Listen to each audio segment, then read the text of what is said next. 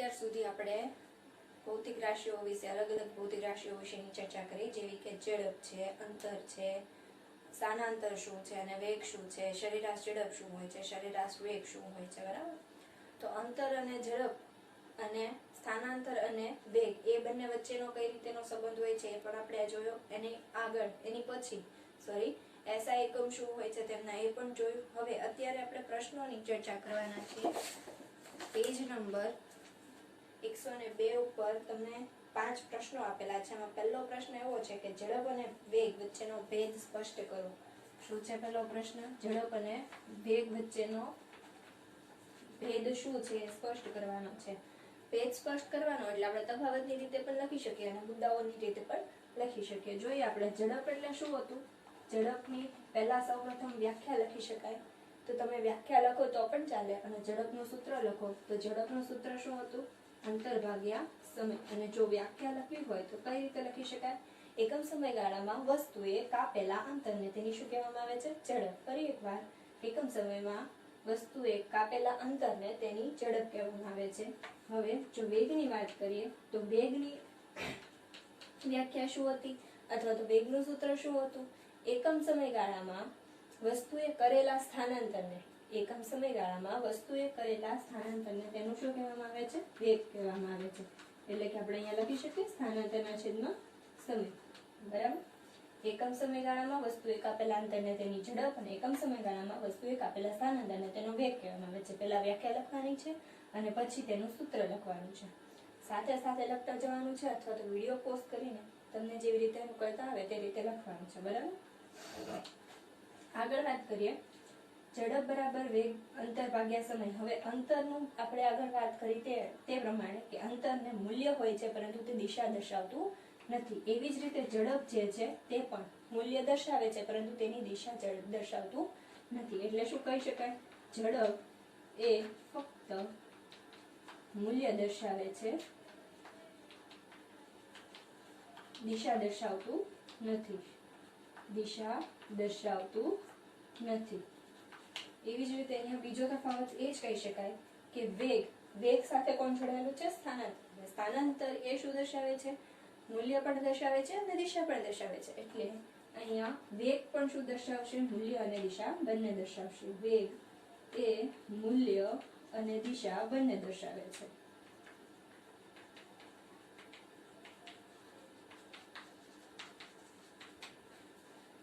એની આગળ વાત કરીએ તો એના એસઆઈ એકમ, તો બંનેના એસઆઈ એકમ એક જ છે. એસઆઈ એકમ કયા કયા આપણે કીધેલા? અંતરનો એકમ શું હોય છે? મીટર. અને સમયનો એકમ શું હોય છે? સેકન્ડ. સેન્ટીમીટર પ્રતિ સેકન્ડ, મીટર પ્રતિ સેકન્ડ અને કિલોમીટર પ્રતિ કલાક.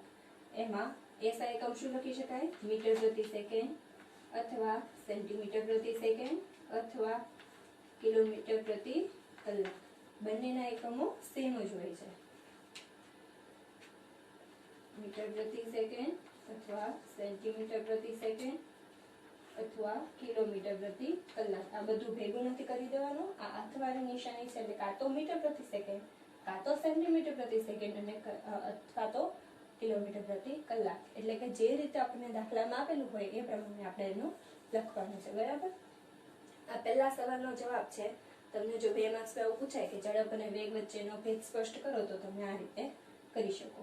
એ ઉપરાંત તમને વેગ માટે એમ પણ કહી શકો કે વેગ એ મૂલ્ય અને દિશા બંને દર્શાવે છે, અથવા તો ઝડપ સાથેની જે દિશા હોય છે તેને શું કહેવામાં આવે છે? વેગ કહેવામાં આવે છે. એ આપણે બીજો જે આપણો સવાલ છે એમાં જોવાનું છે. શું સવાલ છે જોઈએ તો, કઈ પરિસ્થિતિમાં વસ્તુના સરેરાશ વેગ અને સરેરાશ ઝડપના મૂલ્યો સમાન હોય છે? સરેરાશ વેગ અને સરેરાશ ઝડપના મૂલ્યો સમાન હોય એવી કઈ પરિસ્થિતિ હોય છે એમ પૂછવામાં આવેલું છે. તો પહેલા સરેરાશ ઝડપ અને સરેરાશ વેગ શું છે એ ખબર હોવી જોઈએ. તો સરેરાશ ઝડપ શું હતી? સરેરાશ ઝડપ એટલે કુલ અંતર ભાગ્યા કુલ સમય. કુલ અંતર ભાગ્યા કુલ સમય. જ્યારે સરેરાશ વેગ શું હતો? પ્રારંભિક વેગ પ્લસ અંતિમ વેગ છેદમાં 2, બરાબર. તો એ બંને વચ્ચે કઈ પરિસ્થિતિમાં સમાનતા જોવા મળે છે?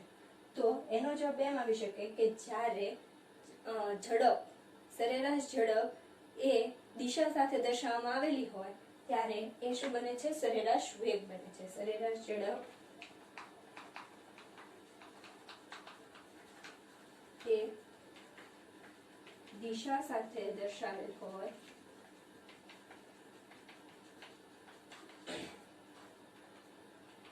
ત્યારે તે સરેરાશ વેગ બને છે. અથવા શું લખી શકાય? દિશા સાથેની ઝડપને સરેરાશ વેગ કહે છે. દિશા સાથેની સરેરાશ ઝડપને સરેરાશ વેગ કહે છે. બરાબર. હવે આ પ્રશ્નો એટલે મહત્વના હોય છે કારણ કે પરીક્ષામાં પૂછાતા હોય છે. તો આ પ્રશ્નો એકવાર પોઝ કરીને વિડીયો લખી લેવાના છે અને સાથે સાથે હોમવર્કમાં પણ એકવાર લખતું જવાનું છે એટલે કે યાદ રહી છે. બરાબર.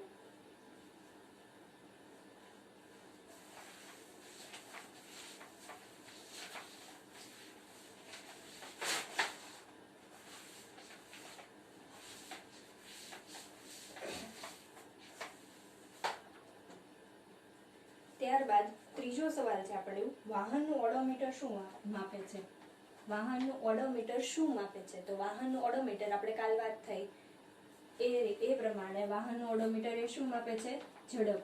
વાહનનું ઓડોમીટર એ વાહનની શું માપે છે? ઝડપ માપે છે. વાહનની ઝડપ માપે છે. ત્યારબાદ ચોથો સવાલ છે. ચોથો સવાલ શું છે? જ્યારે કોઈ વસ્તુ નિયમિત ગતિ કરતી હોય ત્યારે તેનો ગતિપથ કેવો હશે?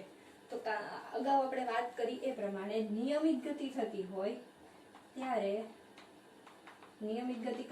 ત્યારે શું કહી શકાય? નિયમિત ગતિ થતી હોય ત્યારે એવું કહી શકાય કે તે આપેલા સમયગાળામાં કેવું અંતર કાપતો હશે? એકસરખું. એટલે કે નિયમિત ગતિ થતી હોય ત્યારે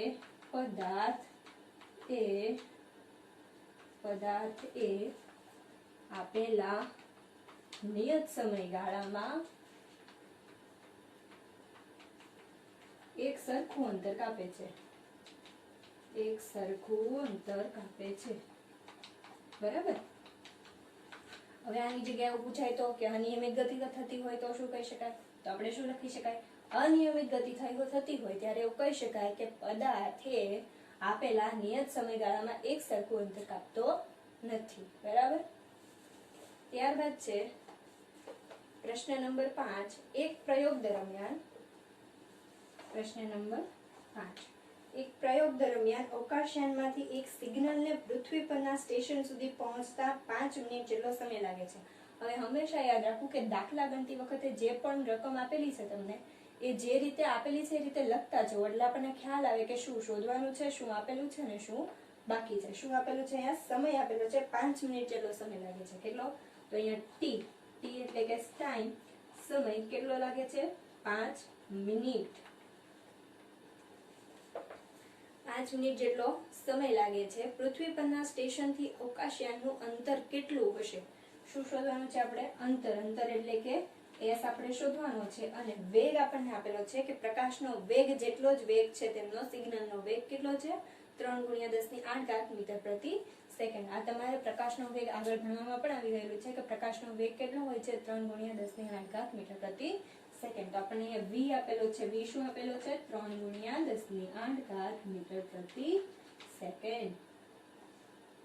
તો હવે આપણી પાસે સૂત્ર શું છે? વેગ બરાબર સ્થાનાંતરના છેદમાં સમય. હવે આપણને એમ થાય કે અહીંયા તો અંતર આપેલું છે તો અંતર અને સ્થાનાંતર એ બંને સરખા હોઈ શકે જ્યારે કોઈ પદાર્થ એ એક સરખી દિશામાં ગતિ કરતું હોય અને તેનું અંતિમ સ્થાન એનું પ્રારંભિક સ્થાન ન હોય. ફરી એકવાર અંતર અને સ્થાનાંતર બંને એક હોઈ શકે. ક્યારે? તો જ્યારે એ પદાર્થ એક સરખી દિશામાં ગતિ કરતું હોય અને તેનું અંતિમ સ્થાન અને પ્રારંભિક સ્થાન બંને એક ન હોય. એટલા માટે કહું છું કારણ કે એક હોય તો સ્થાનાંતરનું મૂલ્ય કેવું થઈ જતું હોય છે? બદલાઈ જતું હોય છે. અંતર કરતા સ્થાનાંતરનું મૂલ્ય બદલાઈ જતું હોય છે. આપણે અગાઉ જોઈ લીધું. બરાબર. તો વેગ બરાબર સ્થાનાંતર ભાગ્યા સમય. તો સ્થાનાંતર આપણે શોધવાનું છે એટલે અહીંયા શું થશે? v બરાબર s/t. V શું આપેલો છે 3 ગુણ્યા 10 ની 8 ઘાત. S શું આપેલો છે 5 મિનિટ. હવે 5 મિનિટ S શોધવાનો છે અને T શું આપેલો છે 5 મિનિટ. મિનિટ છે આપણને આ જે વેલ્યુ છે આ જે કિંમત છે મીટર પ્રતિ સેકન્ડમાં આપેલી હોય તો આ મિનિટને આપણે શેમાં ફેરવવું પડે સેકન્ડમાં ફેરવવું પડે. તો એને સેકન્ડમાં કઈ રીતે ફેરવી શકાય તો 1 મિનિટ કેટલી સેકન્ડ થાય 60 સેકન્ડ.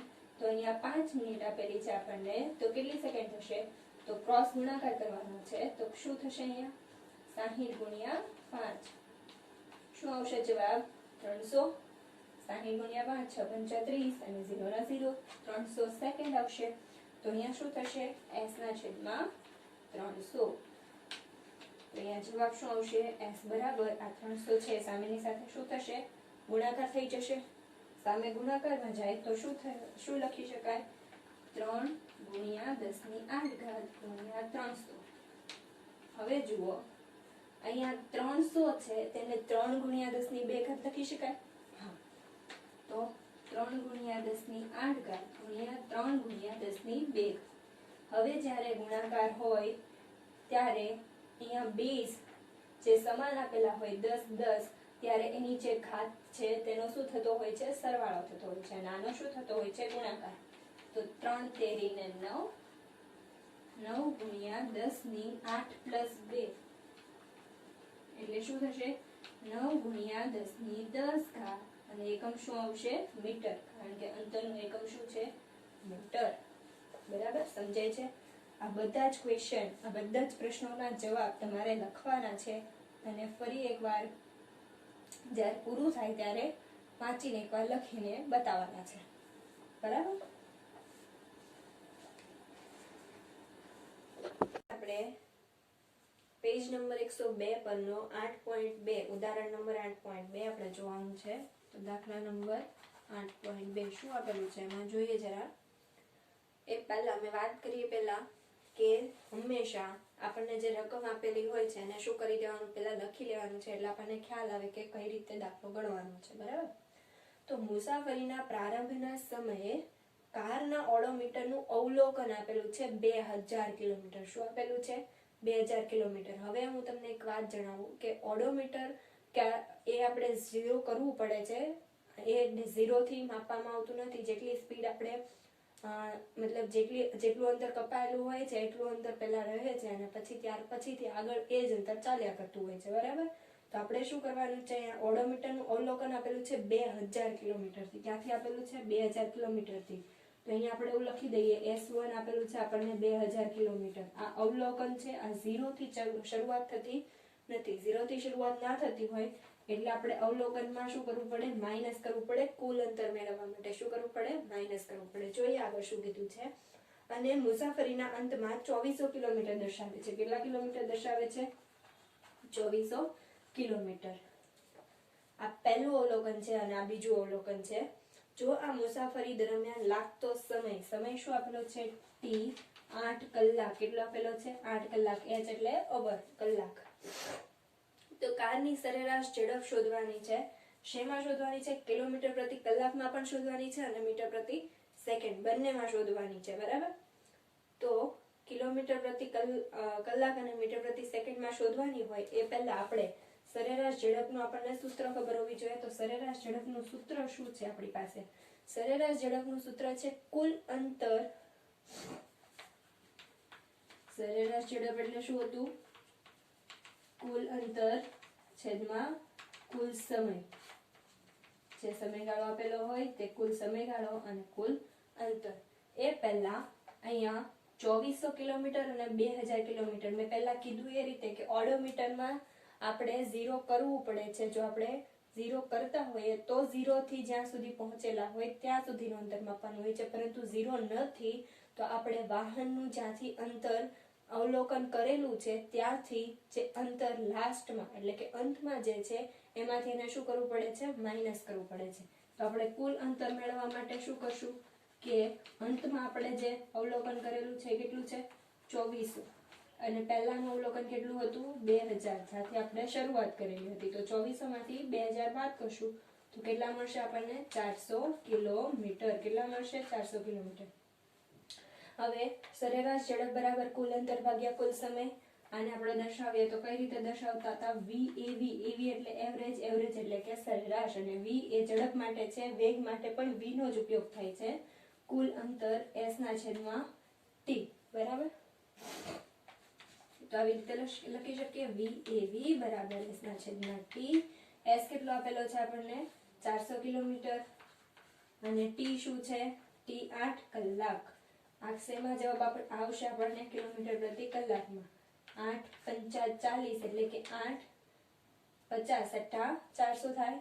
8 પંચા 40 અને 0 ના 0 એટલે 50 અઠ્ઠા 400, 50 કિલોમીટર પ્રતિ કલાક. હવે આપણને આવું કીધેલું છે કિલોમીટર પ્રતિ કલાક અને મીટર પ્રતિ સેકન્ડ બંનેમાં ફેરવવાના છે. તો આપણે શું કરશું? કિલોમીટર પ્રતિ કલાક છે, હવે એને શેમાં ફેરવવાનું છે? મીટર પ્રતિ સેકન્ડમાં. તો પહેલા તો 1 કિલોમીટર એટલે કે કેટલા મીટર થાય? 1000 મીટર. તો 50 કિલોમીટર કેટલા થશે? તો આનો શું કરવાનો છે? ક્રોસ ગુણાકાર. કેટલા થશે? 50,000. 50,000 મીટર. એવી જ રીતે કલાકને સેકન્ડમાં ફેરવવાનું છે. તો 1 કલાક, 1 કલાકમાં પહેલા તો મિનિટ કેટલી હોય? 60 મિનિટ હોય. 1 કલાકમાં 60 મિનિટ હોય. 60 મિનિટ, 1 મિનિટ એટલે કેટલી સેકન્ડ થાય? 60 સેકન્ડ. તો 1 કલાકમાં કેટલી સેકન્ડ થશે? 3600 સેકન્ડ. ફરી વાર જુઓ, શું કહેવા માંગુ છું? 1 કલાકમાં 60 મિનિટ હોય. 1 કલાકમાં 60 મિનિટ હોય. 1 મિનિટમાં કેટલી સેકન્ડ હોય? 60 સેકન્ડ. તો 60 મિનિટમાં કેટલી સેકન્ડ થશે? 60 ગુણ્યા 60, 36 એટલે કે 3600 સેકન્ડ. 3600 સેકન્ડ થશે. 60 અને 60 નો ગુણાકાર કેટલો થશે? 3600 સેકન્ડ. તો 1 કલાક બરાબર 60 મિનિટ હોય તો 60 મિનિટ એટલે 3600 સેકન્ડ. તો 1 કલાક બરાબર કેટલી થશે? 3600 સેકન્ડ થશે. તો અહીં આપણે લખી શકીએ 1 કલાક બરાબર 3600 સેકન્ડ. હવે શું કરવાનું છે? કિલોમીટર પ્રતિ કલાકમાં ફેરવવું હોય તો 50,000 આ મીટરમાં છે અને આ સેકન્ડમાં છે. તો આને શું કરી દેશું આપણે? 50,000 છેદમાં 3600. 0 0 ઉડી જાય. શું આવશે? 500 ના છેદમાં 36. આનો ભાગાકાર કરવાનો છે. 500 ના છેદમાં 36 એનો ભાગાકાર કરતા જે આવે તે આપણો જવાબ. શું આવશે જવાબ? કરો જોઈએ ભાગાકાર. 13.9 મીટર પ્રતિ સેકન્ડ આવશે. શું આવશે? 13.9 મીટર પ્રતિ સેકન્ડ. આનો ભાગાકાર કરવાનો છે, પછી જ લખવાનું છે 13.9 મીટર પ્રતિ સેકન્ડ. ફરી એકવાર, મુસાફરી દરમિયાન ઓડોમીટરનું પ્રારંભિક અવલોકન આપેલું છે. અવલોકન આપેલું છે એટલે આપણે શું કરીએ છીએ? એને માઇનસ કરીએ છીએ કુલ અંતર મેળવવા માટે, બરાબર. 2000 કિલોમીટર અને 2400 કિલોમીટર એ અંતિમ અવલોકન છે. સમય આપેલો છે 8 કલાક. સરેરાશ ઝડપનું સૂત્ર શું છે? સરેરાશ ઝડપ શોધવાનું. કુલ અંતર ભાગ્યા કુલ સમયગાળો. તો કુલ અંતર આપણે શોધવાનું છે. તો શું કરશું? 2400 માઇનસ 2000 એટલે કે કુલ અંતર કેટલું આપેલું છે આપણને મળી જશે. એ આપણને શેમાં મળે છે? કિલોમીટરમાં. ત્યારબાદ આપેલી છે સમય. એ 8 કલાક જ આપેલો છે. કિલોમીટર પ્રતિ કલાકમાં આપણે પહેલા શોધી લઈએ, પછી એનું કન્વર્ટ, એનું રૂપાંતર શેમાં કરવાનું છે? મીટર પ્રતિ સેકન્ડમાં. તો આપણે શું કરશું? VAV બરાબર S ના છેદમાં T. S કેટલો આવ્યો આપણો? 400 ભાગ્યા 8. 8 કલાક આપેલી છે. 8 પંચા 40 એટલે કે 50 અઠ્ઠા 400, 50 કિલોમીટર પ્રતિ કલાક. ત્યારબાદ જોઈએ તો કિલોમીટર પ્રતિ કલાકને શેમાં ફેરવાનું છે? મીટર પ્રતિ સેકન્ડમાં. તો 1 કિલોમીટર એટલે 4 મીટર. અને તો 50 કિલોમીટર એ કેટલા થાય? 50,000 મીટર.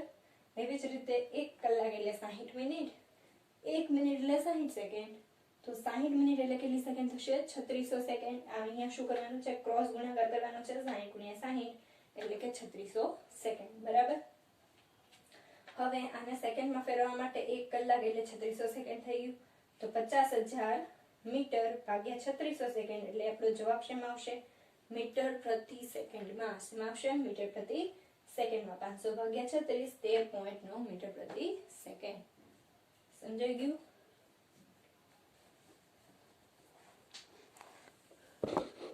આપણે આગળ જોઈએ દાખલા નંબર 8.3. કયો જોવાનો છે? દાખલા નંબર 8.3, પેજ નંબર 102, બરાબર. એમાં એવું આપેલું છે ઉષા 90 મીટર લંબાઈના એક સ્વિમિંગ પુલમાં તરે છે. કેટલા મીટર લંબાઈ છે? 90 મીટર. તે સ્વિમિંગ પુલના એક છેડાથી બીજા છેડા સુધી તથા તે જ માર્ગ પર પાછા ફરતા તેનું કુલ અંતર થાય છે 180 મીટર. એટલે કે જો હું અહીંયા ધારી લઉં કે આ સ્વિમિંગ પુલ છે, આપણે સીધો દર્શાવીએ છીએ અત્યારે.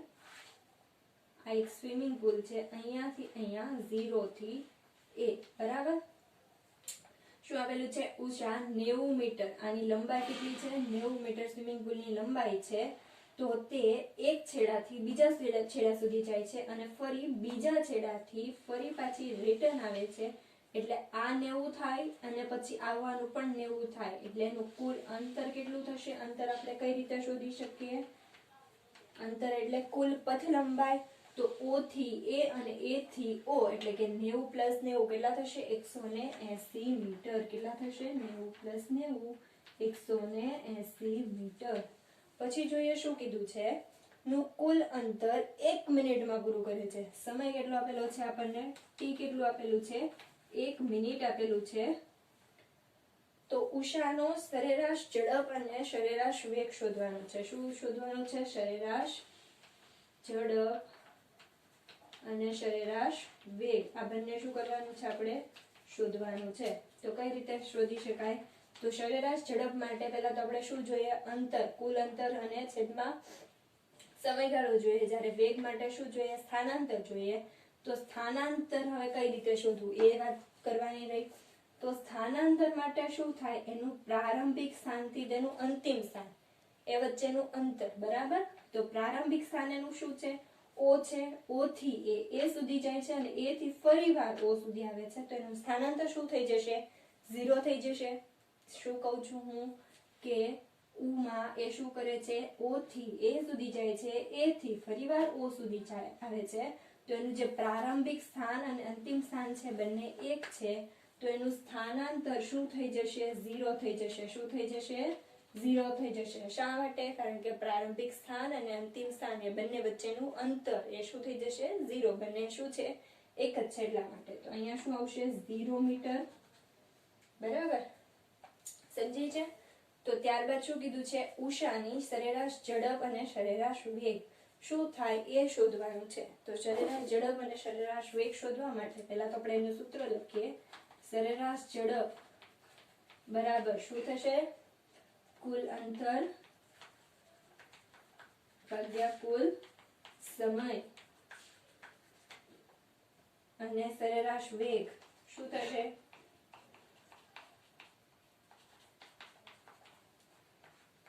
કુલ સ્થાનાંતર અને છેદમાં કુલ સમય.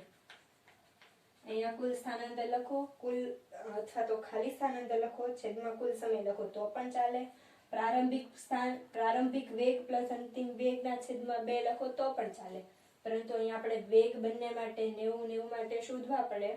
તો એ કઈ રીતે થાય એ પણ હું સમજાવું છું. એ પહેલા આ પણ ચાલે. આ પણ આનું સૂત્ર છે, સ્થાનાંતરના છેદમાં સમય. આપણે જે આગળ સરેરાશ વેગનું સૂત્ર જોયું એ શું જોયેલું? પ્રારંભિક વેગ પ્લસ અંતિમ વેગ અને એના છેદમાં 2. તો એ બંને વચ્ચે શું સંબંધ છે સમજાવું છું, બરાબર. એ પહેલા કુલ અંતર શું આપેલું છે આપણને? 180. અને કુલ સમય શું આપેલો છે? 1 મિનિટ આપેલો છે. તો મિનિટ આપણે સેવાસે ફેરવવું પડે સેકન્ડમાં. 1 મિનિટ એટલે કેટલી સેકન્ડ થાય? 60 સેકન્ડ. તો 180 ના છેદમાં 60. 0 0 કટ, 6 તેરી 18. તો શું થશે? 3 મીટર પ્રતિ સેકન્ડમાં શું આવી ગયું આપણું? સરેરાશ ઝડપ. શું આવી ગયું? સરેરાશ ઝડપ. હવે જોઈએ સરેરાશ વેગ. તો શું કીધું મેં? સ્થાનાંતરના છેદમાં સમય. સ્થાનાંતર શું આપેલું છે આપણને? 0. સમય શું આપેલો છે? 60. હવે આપણને ખબર જ છે 0 ના છેદમાં કોઈ પણ સંખ્યા હોય અથવા તો 0 નો કોઈ પણ સાથે ભાગાકાર, કોઈ પણ સાથે ગુણાકાર, હંમેશાનો જવાબ શું આવતો હોય છે? 0. આનો પણ જવાબ શું આવશે? 0 મીટર પ્રતિ સેકન્ડ. એકમ લખવો ફરજિયાત છે, એકમના માર્ક્સ કપાતા હોય છે એટલા માટે, બરાબર. હવે મેં વાત કરી એ પ્રમાણે કે પહેલા આપણે જોયેલું પ્રારંભિક વેગ પ્લસ અંતિમ વેગ અને એના છેદમાં 2. તો અહીંયા આપણે સરેરાશ વેગ શોધવા માટે પ્રારંભિક વેગ શોધવો હોય તો વેગનું સૂત્ર શું છે? અંતર ભાગ્યા સમય. અંતર શું આવે? સ્થાનાંતરના છેદમાં સમય. અહીંયા સ્થાનાંતર શું આવે? O માટે 0 માટે શું આવશે? O માટે શું આવશે? 0 ના છેદમાં સમય કેટલો લાગે છે? અને 60 સેકન્ડ. તો અહીંયા શું આવશે?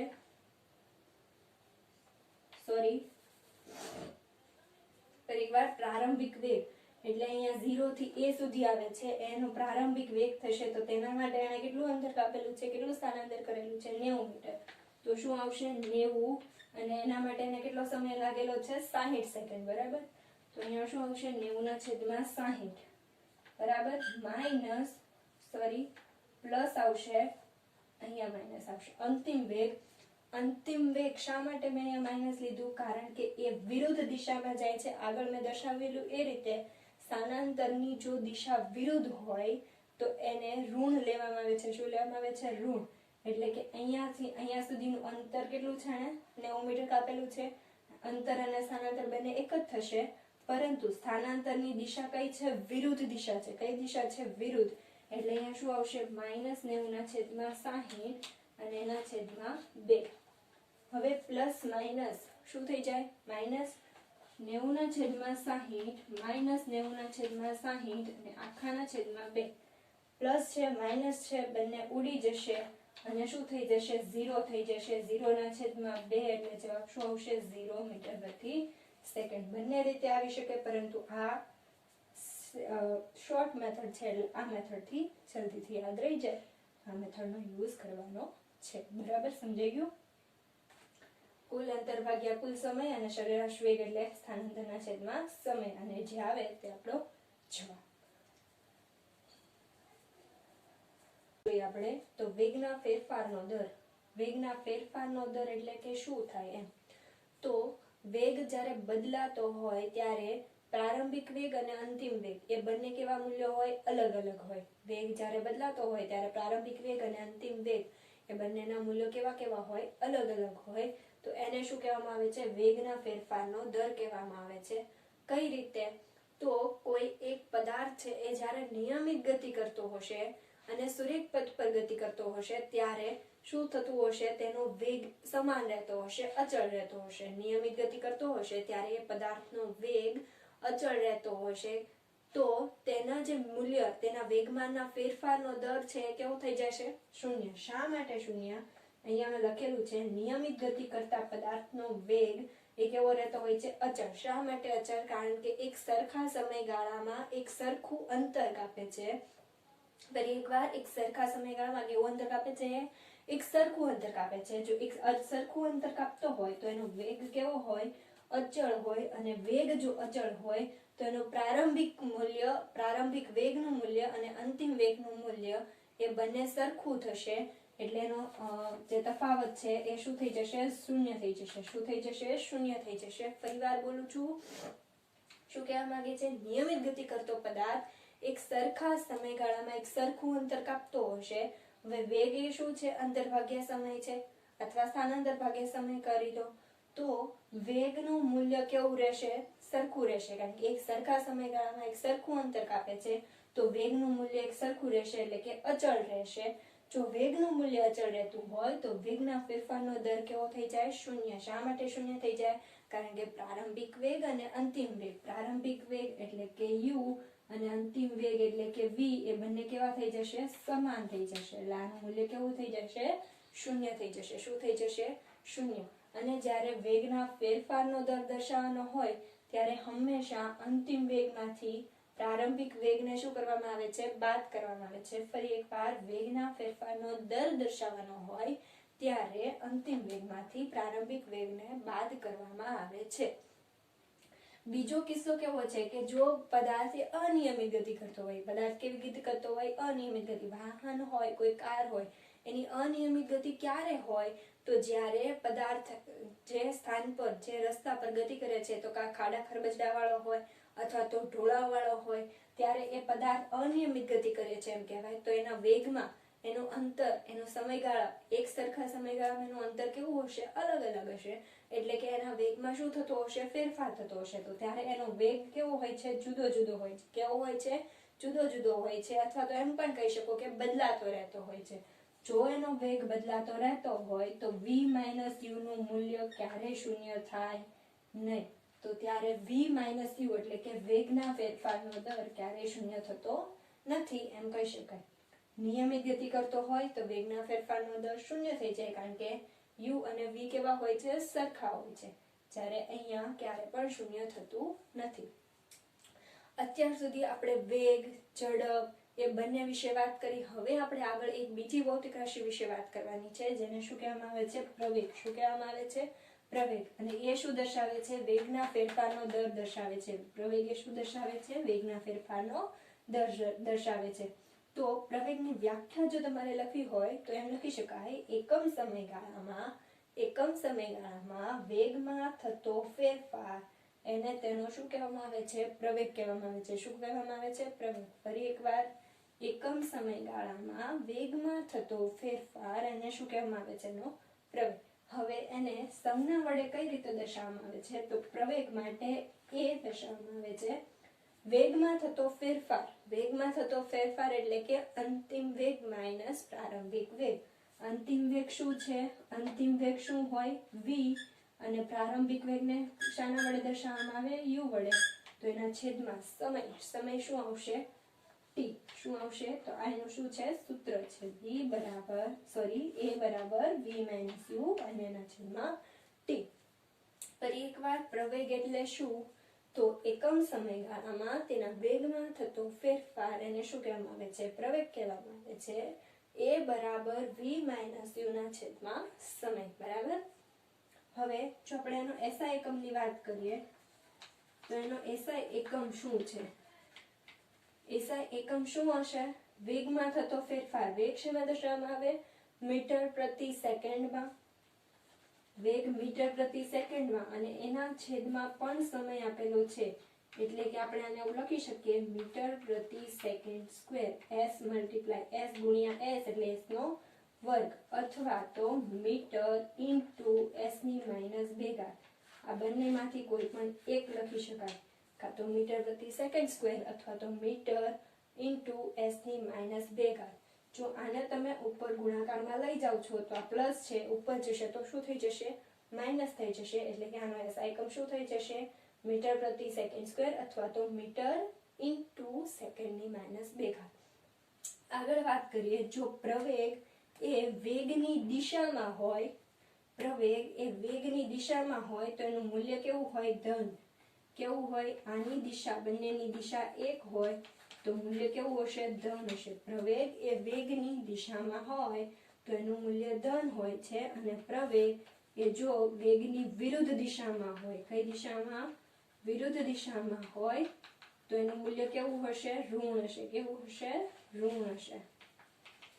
ફરી એકવાર, પ્રવેગ એ વેગની દિશામાં હોય એટલે કે બંને એક જ દિશામાં હોય તો એનું મૂલ્ય ધન હશે, અને વેગ આ બાજુ હોય અને પ્રવેગ બીજી બાજુ હોય તો એનું મૂલ્ય કેવું આવશે? ઋણ આવશે. હવે આપણને ખબર કેમ પડે કે પ્રવેગ અને વેગ બંને વિરુદ્ધ દિશામાં છે?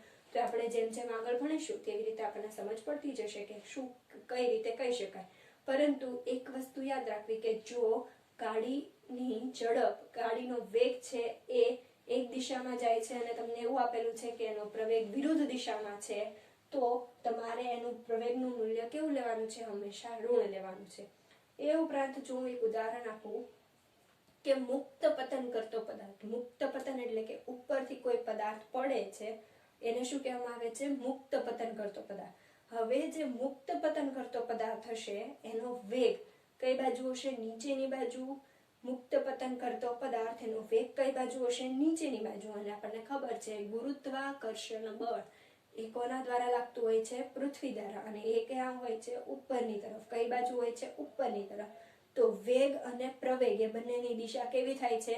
અલગ અલગ થાય છે. કેવી થાય છે? અલગ અલગ. આ એનું ઉદાહરણ છે. હજુ પણ ન સમજાય તો એમાં એવું ધ્યાન રાખવાનું છે કે વેગની દિશા અને પ્રવેગની દિશા બંને ઉલટી હોય તો ત્યારે પ્રવેગનું મૂલ્ય કેવું લેવામાં આવે છે? ઋણ લેવામાં આવે છે. આ મુક્ત પતન કરતા પદાર્થ વિશે પણ આપણે આગળ ચર્ચા કરવાના છીએ. એ પછી જો આપણે આવીએ તો આ એમાં જ એક ટોપિક છે અચળ પ્રવેગી ગતિ. અચળ પ્રવેગી ગતિ એટલે શું? કે સુરેખ પથ પર જો કોઈ પદાર્થ ગતિ કરે છે ત્યારે તેનો પ્રવેગ છે એ અચળ રહેતો હોય. ફરી એકવાર, સુરેખ પથ પર જો કોઈ પદાર્થ ગતિ કરે છે તો તેનો પ્રવેગ શું અચળ રહેતું હોય? પ્રવેગ છે એ અચળ રહેતો હોય તો તે પદાર્થ કેવી ગતિ કરે છે? અચળ પ્રવેગી ગતિ કરે છે તેમ કહેવાય. આ બધી વ્યાખ્યા ફરી એકવાર આપણે લખીશું અને સમજીશું. એ પહેલા આની સાથે સાથે લખતા જવાનું છે અને યાદ રહે એ માટે એકવાર નોટબુક બંધ કરીને ફરી એકવાર મગજમાં યાદ કરીને ફરી તમારે લખવાનું છે, બરાબર? અચળ પ્રવેગી ગતિ એટલે કે શું? સુરેખ પથ પર જો પ્રવેગનું મૂલ્ય એક સરખું રહેતું હોય તો એને શું કહેવામાં આવે છે? અચળ પ્રવેગી ગતિ. સુરેખ પથ પરની ગતિ અથવા તો મુક્ત પતન કરતા પદાર્થની ગતિ. મુક્ત પતન કરતો પદાર્થ એટલે કે ઉપરથી નીચે આવતો હોય તે પદાર્થ એની ગતિ પણ કેવી આવે છે? અચળ પ્રવેગી. કારણ કે તેના એકમ સમયગાળામાં તેના વેગમાં જે ફેરફાર થશે એ કેવો હશે? અચળ હશે. કેવો હશે? અચળ હશે. તેમાં ઉપરથી નીચે આવવામાં એવું ના હોય કે કોઈ ખાડો ખરબચડો આવી ગયો, ઢોળાવાળી જગ્યા આવી ગઈ, બરાબર? તો એ જ્યારે આવશે ત્યારે કેવું આવશે? એકમ સમયગાળામાં જ્યારે જે પણ સમયગાળો હશે એમાં એના અંતર જે કાપેલું હશે સરખું હશે.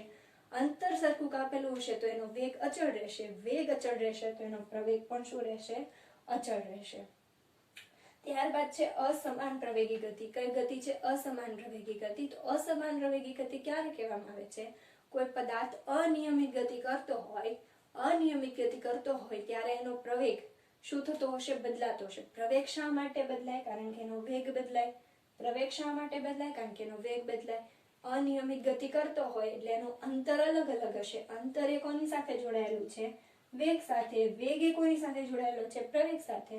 તો એનો મતલબ એવો થયો કે જો એનો વેગ બદલાતો હશે તો એનો પ્રવેગ પણ શું થતો હશે? અસમાન રીતે બદલાતો હશે.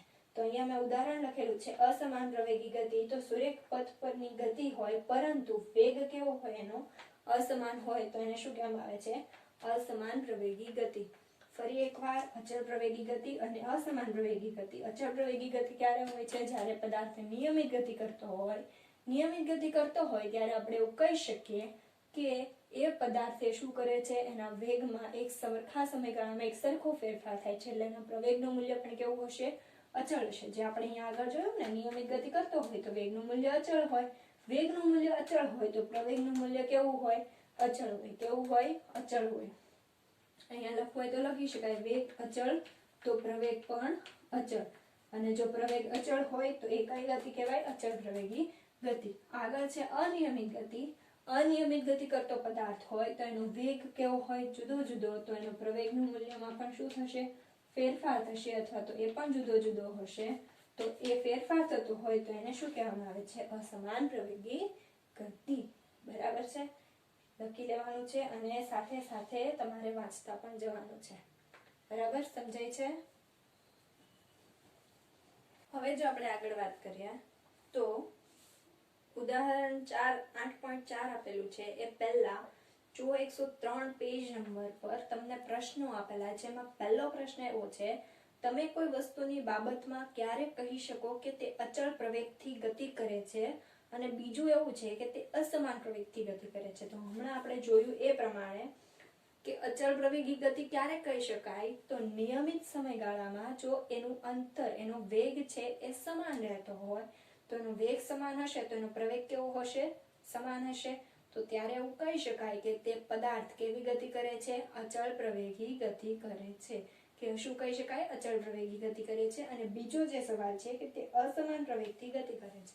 તો અનિયમિત ગતિ કરતા પદાર્થ માટે તેના વેગનું મૂલ્ય બદલાતું હશે. જો તેનું વેગનું મૂલ્ય બદલાતું હોય તો તેના પ્રવેગનું મૂલ્ય પણ બદલાતું હોય તો તેને શું કહી શકાય? કે તે પદાર્થ કેવી ગતિ કરે છે? અસમાન પ્રવેગી ગતિ કરે છે. અને જો તેના જવાબો તમારે જોઈતા હોય તો કઈ રીતે લખી શકાય? તો બુકમાં પેજ નંબર 103 પર જે પ્રવૃત્તિ છે 8.8 એની ઉપરના જે ફકરો છે તેમાં આપેલું છે. એની ઉપરનો એકદમ ઉપરનો જ ફકરો. એમાં પહેલું જુઓ કે જો કોઈ વસ્તુ સુરેખ પથ પર ગતિ કરતી હોય અને તેનો વેગ સમાન સમયગાળામાં સમાન રીતે વધતો કે ઘટતો હોય તો વસ્તુનો જે પ્રવેગ છે એ અચળ ગણાય છે. એમાં ઉદાહરણ આપેલું છે મુક્ત પતન કરતા પદાર્થની ગતિ અચળ પ્રવેગી ગતિનું ઉદાહરણ છે. તો આ તમારો જે સવાલ છે એ સવાલ નંબર 1 નો પહેલું જે છે અચળ પ્રવેગી ગતિ કોને કહે છે અથવા તો અચળ પ્રવેગી ગતિ કરે છે તેમ ક્યારે કહેવાય, તો એમાં આ જવાબ આવશે. કયો આવશે? જો કોઈ વસ્તુ સુરેખ પથ પર ગતિ કરતી હોય અને તેનો વેગ સમાન સમયગાળામાં સમાન રીતે વધતો કે ઘટતો જતો હોય તો તેનો પ્રવેગ કેવો રહે છે? અચળ રહે છે.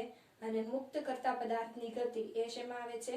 અચળ પ્રવેગી ગતિમાં આવે છે. બીજો સવાલ એની એક્ઝેક્ટ નીચે છે. જો કોઈ વસ્તુનો વેગ અસમાન દરથી બદલાતો હોય તો તેની ગતિ એ કેવી છે? અસમાન પ્રવેગી ગતિ છે એમ કહેવાય. એનું ઉદાહરણ આપેલું છે કે એક કાર સુરેખ પથ પર ગતિ કરતી હોય અને સમાન સમયગાળામાં અસમાન માત્રામાં એટલે કે એક સરખો ફેરફાર થતો નથી. ફેરફાર કેવો થાય છે? અલગ અલગ થાય છે. તો અસમાન માત્રામાં તેના વેગમાં ફેરફાર થતો હોય તો તે કારની ગતિ અસમાન પ્રવેગી ગતિ કહેવાય છે. તો આ પ્રશ્ન નંબર 1 નો જવાબ છે. એમાં પહેલું ફકરો જ્યાં મેં ટીક કરાવેલું એ, અને બીજો જે સવાલ છે, બીજો સવાલ અસમાન પ્રવેગી ગતિ એની એક્ઝેક્ટ નીચે છે, ત્યારથી શરૂ કરીને છેલ્લે સુધી છે. બરાબર. હવે આપણે જોઈએ આગળ ઉદાહરણ નંબર 8.4. દાખલા નંબર 8.4. તો આમાં શું આપેલું છે? સ્થિર અવસ્થામાંથી, સ્થિર અવસ્થા હોય એટલે આપણે એવું ધારવાનું છે કે તેનો પ્રારંભિક વેગ 0 હશે. શું ધારવાનું છે? પ્રારંભિક વેગ 0 હશે. જો કોઈ ગતિ જ નથી થતી તો એનું અંતર નહીં બદલાય. અંતર નહીં બદલાય તો એનો વેગ, અંતર 0 હશે તો એનો વેગ પણ કેવો હશે? 0 હશે. શું હશે? વેગ પણ 0 હશે. એટલે કે અહીંયા આપણે પ્રારંભિક વેગ શું લખીએ છીએ?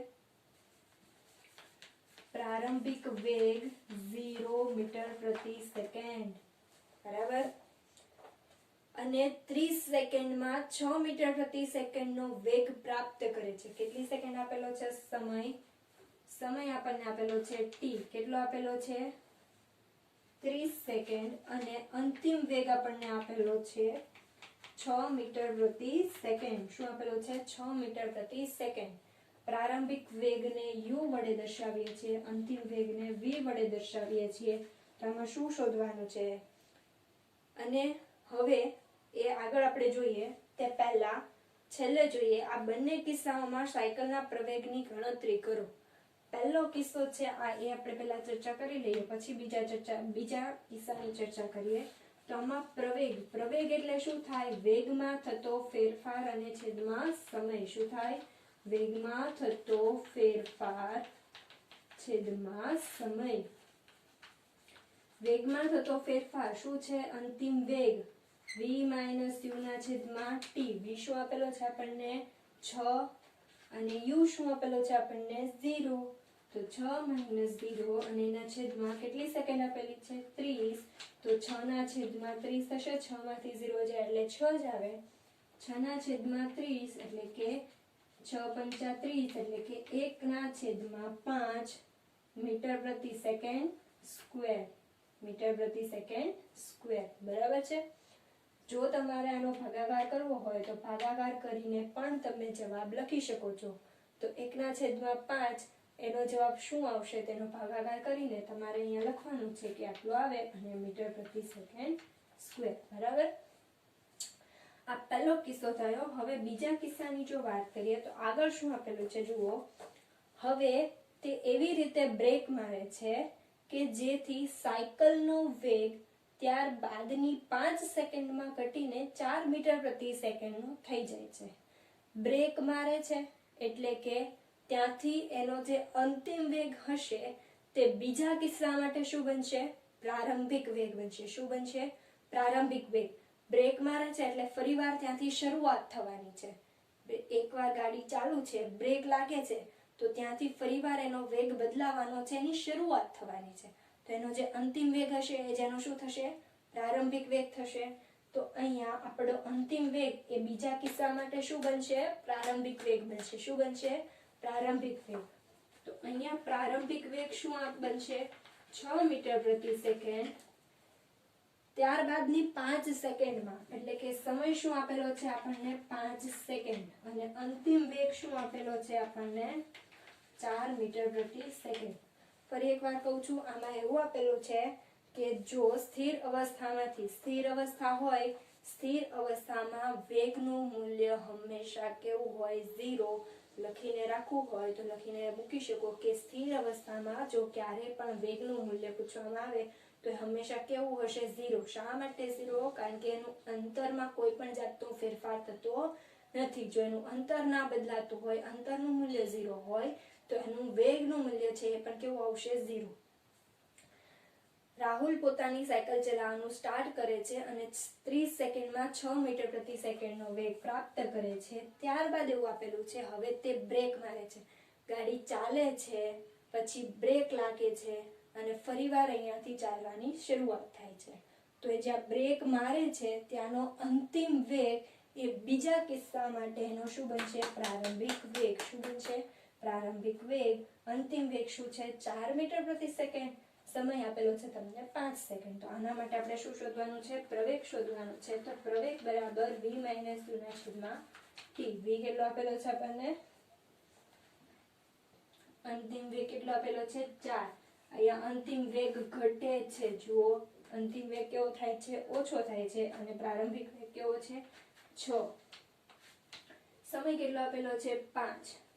તો 4 માંથી 6 જાય તો કેટલા વધે, શા માટે 4 માંથી 6 ને બાદ કરવાના છે, કારણ કે આ 6 છે કેવા છે, મોટા છે અને હંમેશા નિશાની કેવી આવે, મોટાની આવે. એટલે 4 માંથી 6 જશે તો 2 વધશે, -2. કારણ કે અહીંયા મોટાની નિશાની એટલે કે ઋણ નિશાની આવશે. 2/5 મીટર પ્રતિ સેકન્ડ સ્ક્વેર.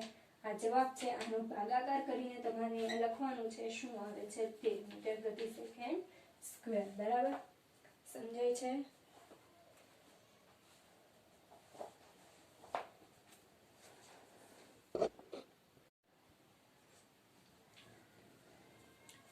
હવે જો આપણે આગળ વાત કરીએ તો પહેલા પ્રશ્ન નંબર 1 વિશે તો મેં તમને જણાવી દીધું કે 1 નું શું થાય છે. પ્રશ્ન નંબર 1 103 માં પેજ નંબર પર પ્રવૃત્તિ 8.8 ની ઉપર જે ફકરો છે તે તેના જવાબો છે.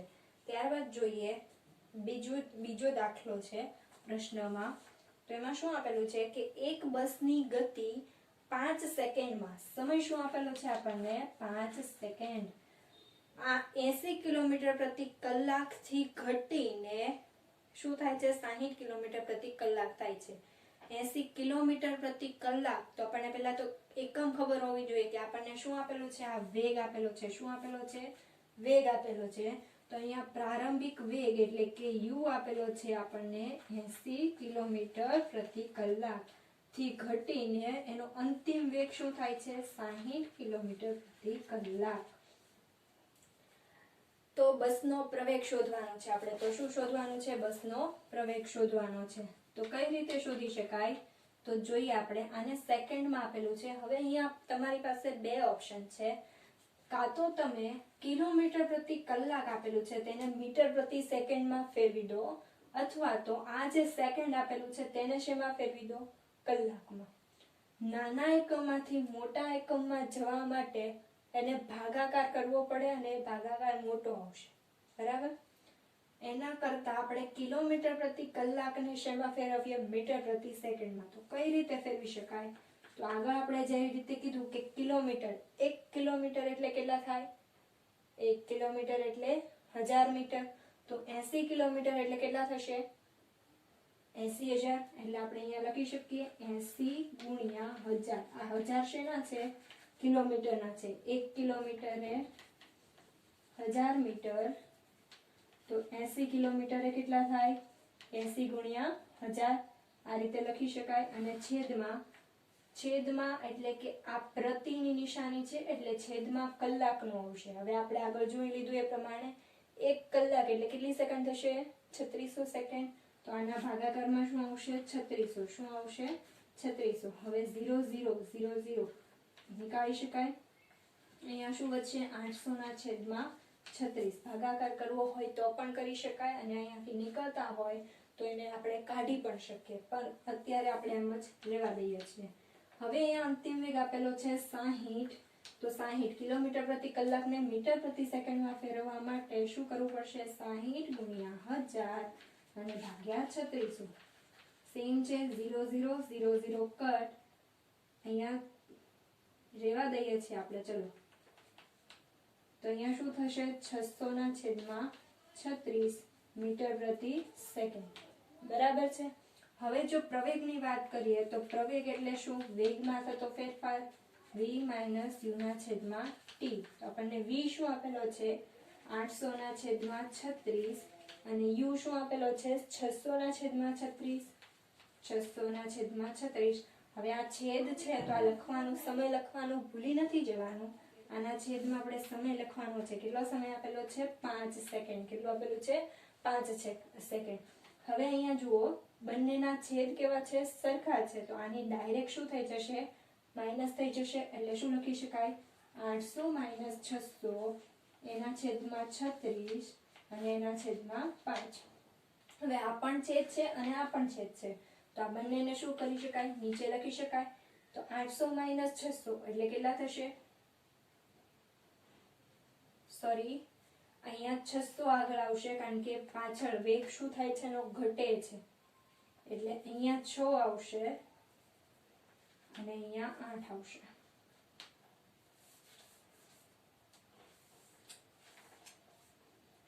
-800 તો અહીંયા શું આવશે?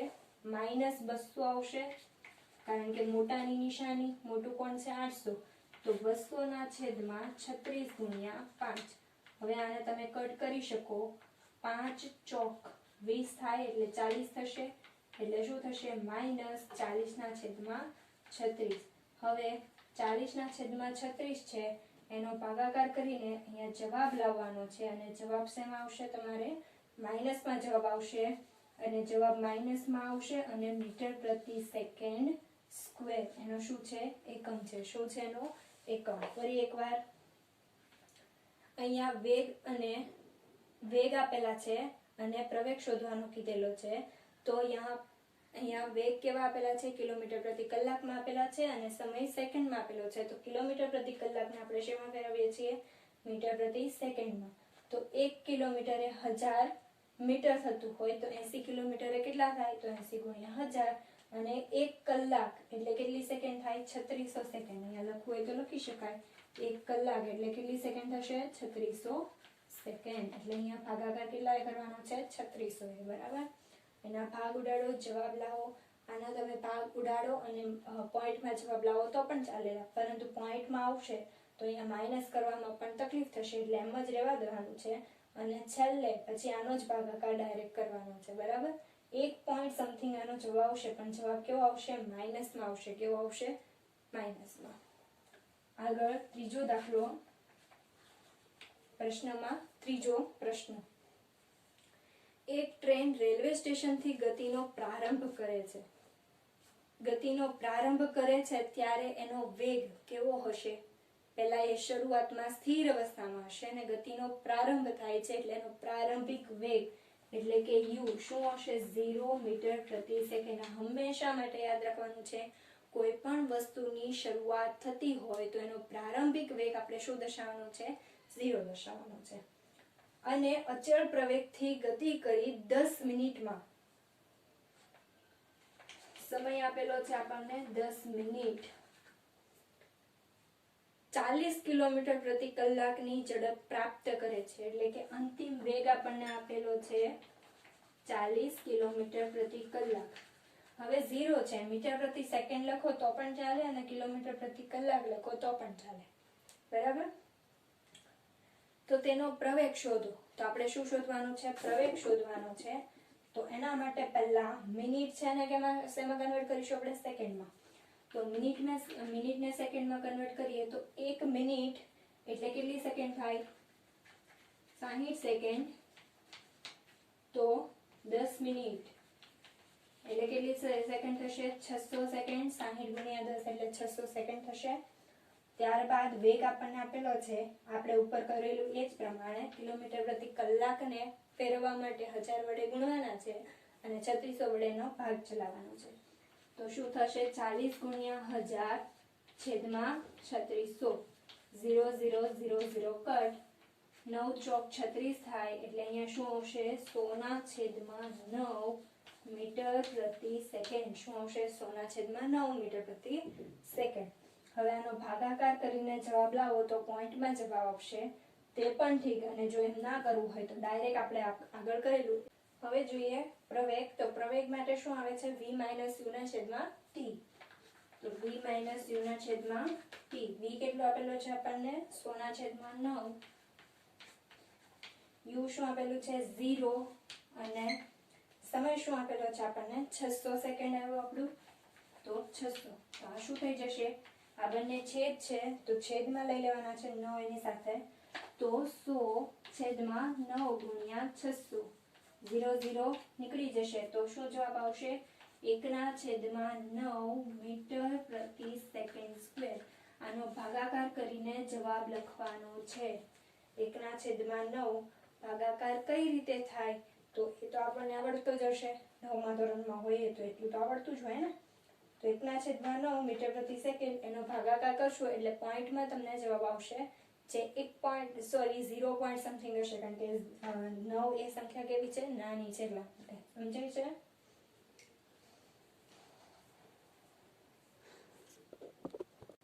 હવે જો આપણે આગળ વાત કરીએ તો ગતિનું આલેખીય નિરૂપણ એ આવે છે ટોપિક આપણો. ગતિનું આલેખીય નિરૂપણ એટલે કે તમારી જે ગતિ છે, તમારું જે અંતર અને સમય છે, તેને તમારે વેગ છે, અંતર છે, સમય છે, બધાને કઈ રીતે દર્શાવવાનો છે? આલેખની રીતે. હવે આપણે ક્રિકેટ મેચ તો જોતા જોઈએ. તો ક્રિકેટ મેચ જોતા હોય ત્યારે આપણને ટીવી સ્ક્રીન ઉપર એક આલેખ જેવું બતાવવામાં આવે છે. ક્યારેક તે બોલિંગ કરતો જો આપણને બતાવવામાં આવે કે બોલિંગની ઝડપ કેટલી છે, તો એક કર્વ આવતી હોય છે, કારણ કે બોલિંગની ઝડપ કેવી થતી હોય છે? બદલાતી જતી હોય છે. ઝડપ બોલો, વેગ બોલો, એ બંને એક ક્યારે થાય? જ્યારે એ નિયત સમયગાળામાં નિયમિત હોય ત્યારે, અને એની દિશા એક જ હોય ત્યારે. બરાબર? તો એ તમને કર્વ મળતો હોય છે. જો તે બોલિંગ એ સમાન વેગથી થતી હોય તો એનો કેવો મળતો હોય છે આપણને? આલેખ સુરેખા મળતો હોય છે, એટલે કે સતત મળતો હોય છે. બરાબર? તો એવી રીતે મેચમાં પણ થતું હોય છે, અને ગણિતમાં પણ તમે આલેખ શીખતા જશો. ગણિતમાં આલેખ ચલ પર આધારિત હોય છે. ચલ તમને જે દર્શાવવામાં આવે છે, x અને y ચલ હોય છે, તો x તમને આપેલો હોય છે, y આપેલો હોય છે, એના ઉપરથી તમારે આલેખને દર્શાવવાના હોય છે. તો એવી રીતે અહીંયા પણ ગતિનું આપણને આલેખીય નિરૂપણ કરવાનું છે. તો એમાં પહેલું જે છે એ એવું છે કે અંતર અને સમયનો આલેખ છે. તમારી બુકમાં જોશો તો પેજ નંબર 104 પર તમને આપેલું છે અંતર અને સમયનો આલેખ. આવી કંઈક આકૃતિ આપેલી છે અને એની નીચે સમજૂતી આપેલી છે. બરાબર? તો એમાં શું કહેવા માંગે છે એની પ્રથમ આપણે શરૂઆત જોઈએ. તો અંતર વિરુદ્ધ સમય આલેખ. તમને જે પહેલી વસ્તુ આપેલી છે અંતર, એ મેં અહીંયા y-x પર લીધેલું છે. ક્યાં લીધેલું છે? y-x પર લીધેલું છે. અને જે સમય આપેલો છે ક્યાં લીધેલું છે? નીચે લીધેલું છે. ક્યાં લીધેલું છે? નીચે લીધેલું છે. આ સમય જે છે એ મિનિટમાં આપેલો છે. શેમાં આપેલો છે? મિનિટમાં આપેલો છે. સમય શેમાં આપેલો છે? મિનિટમાં આપેલો છે. જ્યારે અંતર છે એ શેમાં આપેલું છે? કિલોમીટર પ્રતિ કલાકમાં આપેલું છે. શેમાં આપેલું છે? કિલોમીટર પ્રતિ કલાકમાં આપેલું છે. આગળ આપણે વાત જોઈએ તો અહીંયા શું દર્શાવવામાં આવે છે? જો હું ઉદાહરણ આપું તો કોઈ એક પદાર્થ છે, આ જે પોઈન્ટ કરેલા છે એ શું દર્શાવે છે કે અહીંયા આટલા સમયગાળામાં, એટલે કે ધારી લઈએ આપણે કે 10 થી 11 જેટલી 11 મિનિટ થતી હશે ત્યારે એને કેટલા કિલોમીટર પ્રતિ કલાકની ઝડપથી એને અંતર કેટલું કાપેલું હશે? તો 12 કિલોમીટર જેટલું અંતર કાપેલું હશે. કેટલું અંતર કાપેલું હશે? 12 કિલોમીટર જેટલું અંતર કાપેલું હશે. હા, અહીંયા અંતર શેમાં આપેલું છે? કિલોમીટરમાં આપેલું છે. એટલે કે અહીંયા જ્યારે 10 થી 11 મિનિટ થાય છે ત્યારે એને 12 કિલોમીટર જેટલું અંતર કાપેલું છે. પછી આ જો પોઈન્ટ લઈએ આપણે તો અહીંયા 20 થી ઉપર થોડીક મિનિટ થાય છે ત્યારે એનું અંતર કેટલું કાપેલું હશે?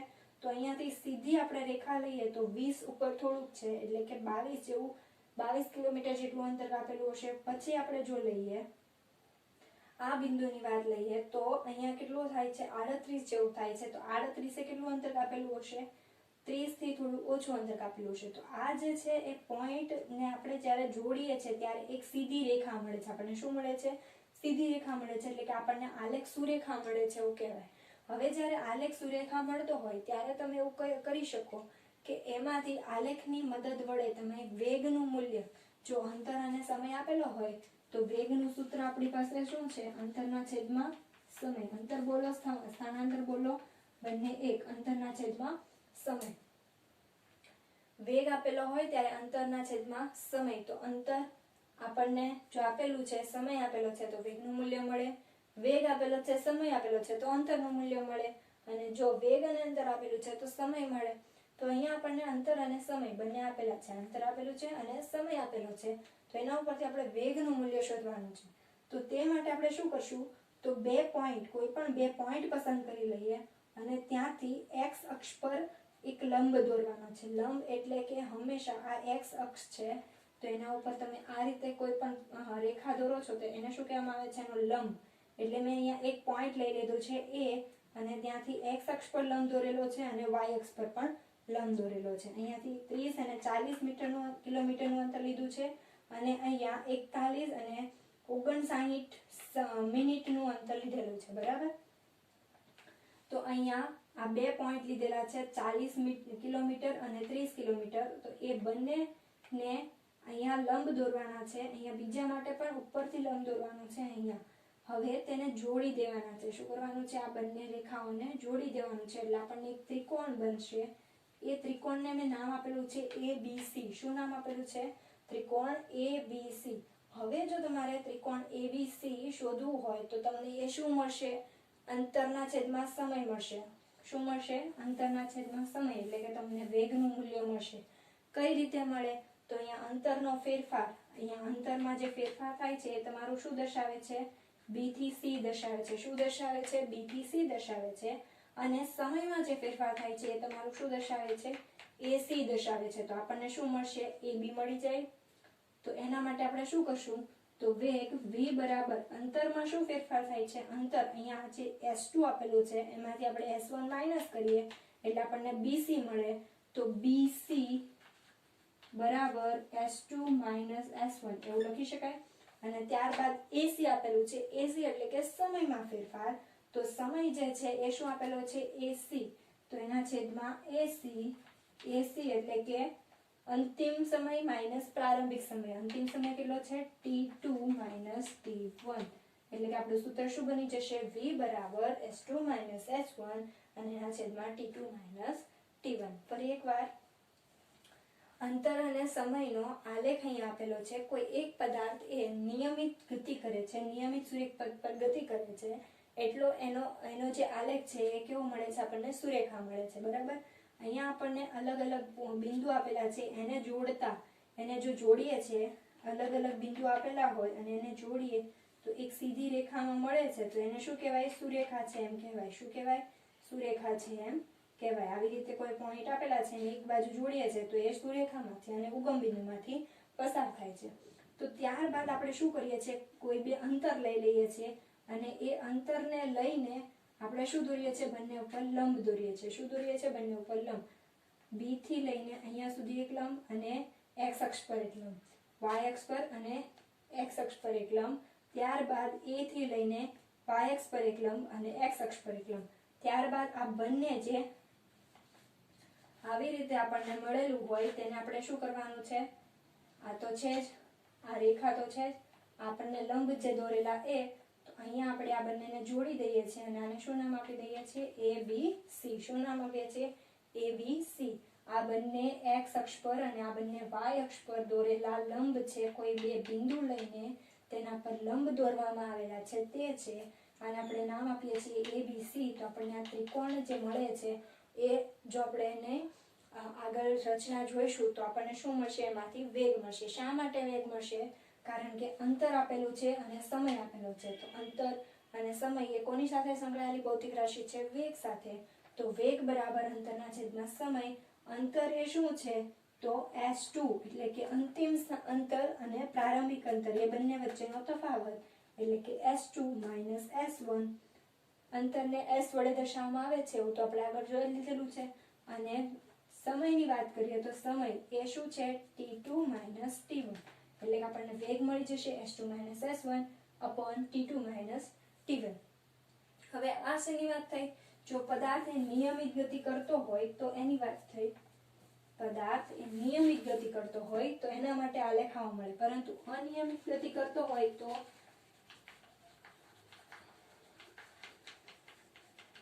અનિયમિત ગતિ કરતો હશે તો તમારો આલેખ કેવો થશે, કર્વ થશે. થોડો કર્વ થશે, જે તમને ઉદાહરણ દ્વારા તમારી બુકમાં દર્શાવવામાં આવેલું છે. જુઓ, પેજ નંબર છે 104 પર. એમાં સેકન્ડ આપેલી છે તમને, આના અંતર આપેલું છે 0, 2, 4, 6, 8, 10 અને 12. એવી રીતે સેકન્ડ આપેલી છે 0, 2, 4, 6, 8, 10, 12. એવી રીતે સેકન્ડ આપેલી છે. અને અંતર શું આપેલું છે? 0, 1, 4, 9, 16, 25, 36.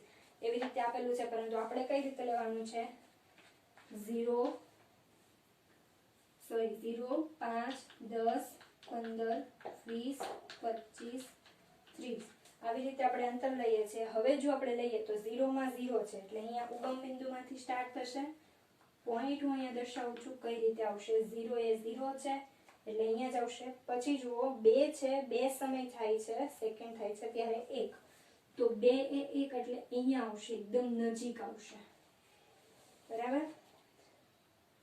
4 સેકન્ડમાં 4 મીટર અંતર. 4 એ અહીંયા 4 એટલે કે 5 થી થોડું નીચે એટલે કે અહીંયા પોઈન્ટ આવશે. બરાબર.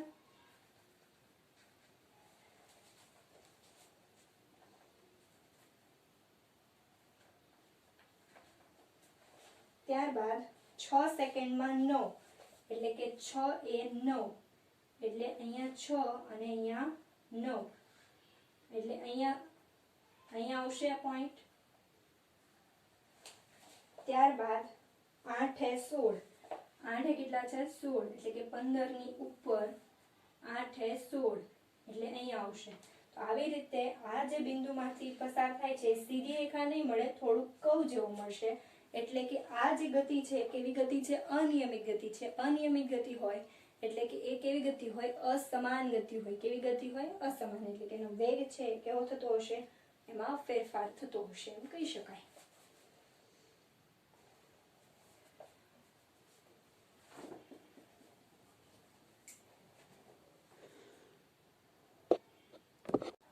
હવે આપણે આગળ વાત કરવાના છીએ વેગ અને સમયનો આલેખ. આપણે આગળ જોયેલું કે અંતર અને સમયનો આલેખ. મેં આગળ વાત કરી એ રીતે કે વેગ હોય, વેગ બરાબર શું થાય છે? અંતર ભાગ્યા સમય. એટલે કે તમને આમાંથી જો કોઈ એક રાશિ આપેલી છે તો તમે જો કોઈ બે રાશિ આપેલી છે તો તમે તેની ત્રીજી રાશિ શોધી શકો છો.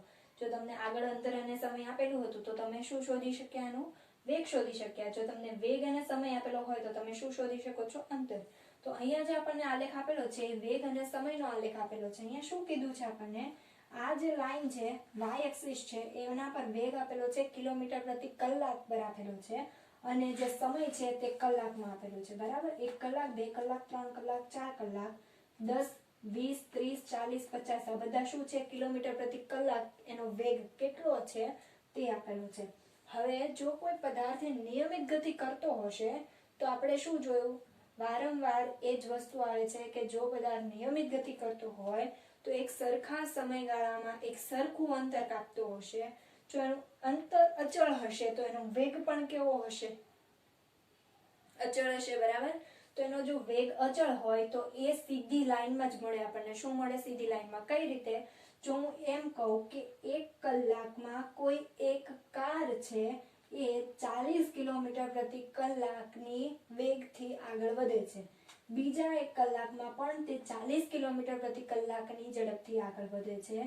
ત્રીજી 1 કલાકમાં પણ તે શું કરે છે? 40 કિલોમીટર પ્રતિ કલાકની ઝડપથી આગળ વધે છે. એટલે ત્રીજું અને 40, બીજું અને 40 અને પહેલું અને 40 એટલે કે બધા જો બિંદુને આપણે જોડીએ તો એ ક્યાંથી આવે?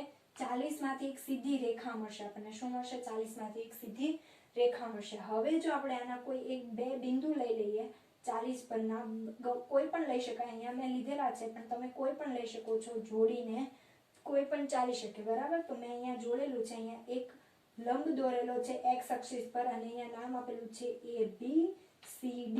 શું નામ આપેલું છે? AB અને CD. શું છે? આ એક આલેખ છે. તેમાં બધા જે પોઈન્ટ છે એ 40 કિલોમીટર પ્રતિ કલાકની ઝડપે આપણને વેગથી મળે છે. એનો સમય અહીંયા આપેલો છે. તો મેં શું કરેલું છે? કોઈ બે બિંદુને પસંદ કરીને ત્યાંથી x અક્ષ પર લંબ લીધેલા છે અને અહીંયા શું નામ આપી દીધેલું છે? ABCD. શું નામ આપી દીધેલું છે? ABCD. હવે જે આ વેગ હશે એ શું હશે? પ્રારંભિક વેગ હશે. આ જે વેગ હશે તે અંતિમ વેગ હશે આ સમય હશે તે પ્રારંભિક સમય હશે અને આ જે સમય હશે તે કેવો હશે? અંતિમ. હવે જો આપણે પ્રારંભિક વેગ અને અંતિમ વેગની વાત કરીએ તો બંને કેવા છે? 40-40 જ છે. જોઈ શકો છો તમે, અહીંયા પણ 40 છે અને અહીંયા પણ 40 છે. એમાં કોઈ પણ ફેરફાર થતો નથી કારણ કે વેગ કેવો રહે છે? અચળ રહે છે, પરંતુ તેનો સમય ફેરફાર થાય છે. એટલે અહીંયા t2 લખેલું છે અને અહીંયા શું લખેલું છે? t1. અહીંયા t2 લખેલું છે અને અહીંયા t1 એટલા માટે લખેલું છે કારણ કે એના સમયમાં શું થાય છે? ફેરફાર થાય છે. તો હવે આપણે જો સૂત્ર લખીએ તો પહેલા તો આપણને આ જે બંધ દેખાય છે એ શું દેખાય છે? લંબચોરસ જેવું દેખાય છે. શું દેખાય છે? લંબચોરસ.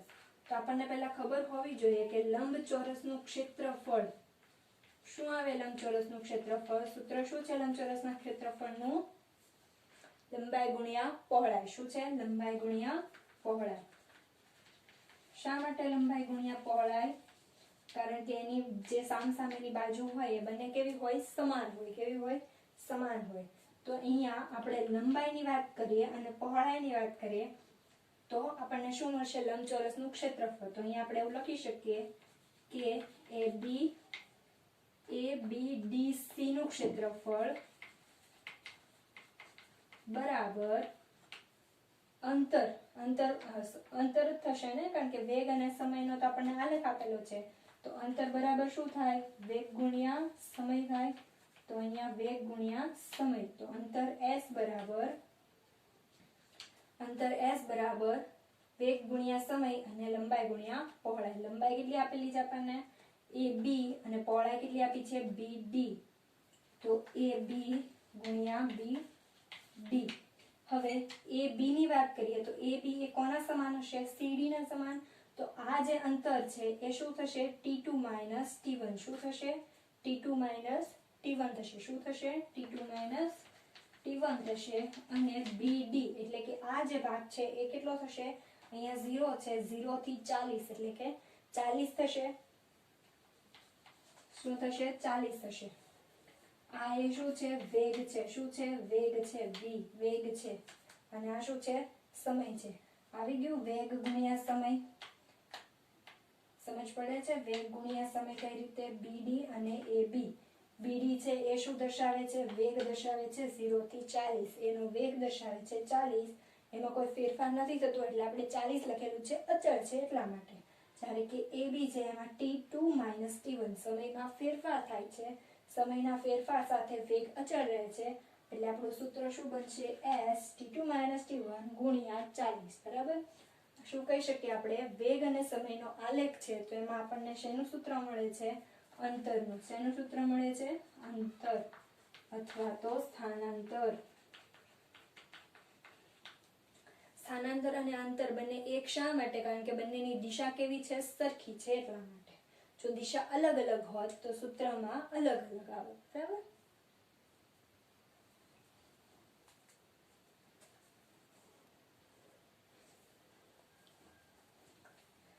આ જે બધા આલેખો છે એ દોરીને લખીને સમજવાનો પ્રયત્ન કરશો તો ઝડપથી લખાશે, ઝડપથી સમજાશે. એટલા માટે લખીને સમજવાનો પ્રયત્ન કરવાનો છે. એમ જ ખાલી વિડીયો જોઈને એવું નથી ધારી લેવાનું કે મને આવડી ગયું છે. ના સમજ પડે તો એક નહીં, બે નહીં, 3 વાર વિડીયો જોઈ લો. અને આમાં સમજ પડવી ખૂબ જરૂરી છે કારણ કે આમાં સમજ પડશે તો આગળ આપણને સમજ જલ્દી પડી જશે. બરાબર છે.